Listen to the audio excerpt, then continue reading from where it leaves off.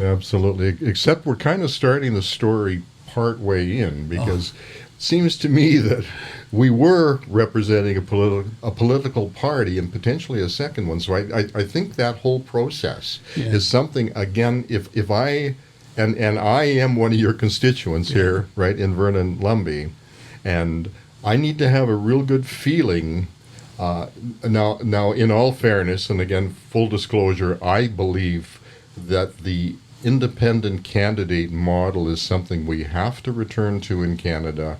I mean, just even today, the fact that Jagmeet Singh, for the umpteenth time, has said that he's no longer going to support Justin Trudeau doesn't mean a damn thing. Unless he actually follows through with it, and that unholy alliance that takes place right now in Ottawa is damaging Canada to the point where it may be an entire generation before we recover. So the party politics model is extremely flawed, but I think you're going to relate a story about how leadership in political parties has such a power. Omnipotence, not omniscience. They don't know everything, but they have the power to do almost everything within a political power. And I think you and 53 of your cohorts in the BC United Party, and you and I met with your leader, Kevin Falcon, not that long ago at Predator Ridge. Correct. And he said all the right things. You introduced him. He created a very powerful vision and message while we were sitting in that beautiful golf course, clubhouse.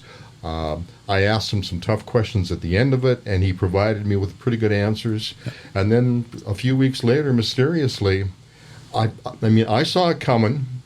Okay, we saw the polls. We saw that things were going sideways. But for one individual to have the power to cut loose, all of you, to drop the endorsements after you've been raising funds and after you've been putting together your campaign team and after you've been out there door knocking for weeks, if not months, that had to hurt. And also makes you wonder about the trust factor, the contract you really have between a political party and a candidate.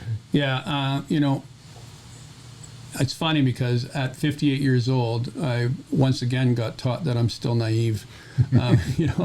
Kevin, he was inspirational as a leader, and they were coming out with some amazing policy, and we were providing the public with a middle of the road choice. I felt right in politics that I thought would really resonate with the public. It didn't pick up, but we didn't get a chance to bring it to the end of the goal line. Right. So, it's really frustrating to see my, especially the people, my running mates that had invested, like you said, Pavneet Singh, I think, knocked on over 7,000 doors and raised $100,000 in funds for his campaign. All that money's gone, as far as I know. It goes with the party. And he ID'd 3,400 voters in his riding, which is pretty much halfway or a third of the way to winning an election. And to have just the carpet pulled out from underneath him without an option, without a conversation, without a choice. And you're right, the party constitution, right at the party constitution level, Kevin Falcon had every right. Absolutely. Every right to do this, and locked out his own caucus. Is it flawed? Oh, it's so deeply flawed that I was blown away. I didn't realize that kind of power was there. I knew that leaders had power, but I also thought, I knew they could kick you to the basement like we were talking about earlier. But I didn't know that they had the power to make decisions for the public that are not the decisions of the public.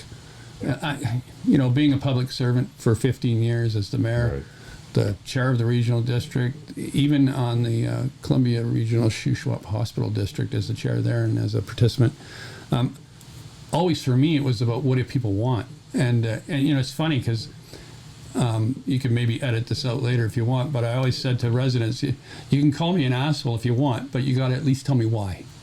Because I can't fix something that I don't know is wrong. And I can tell you right now that the hardest thing for a politician to do is make decisions in the dark. But you also got to go out and find out what people are all about.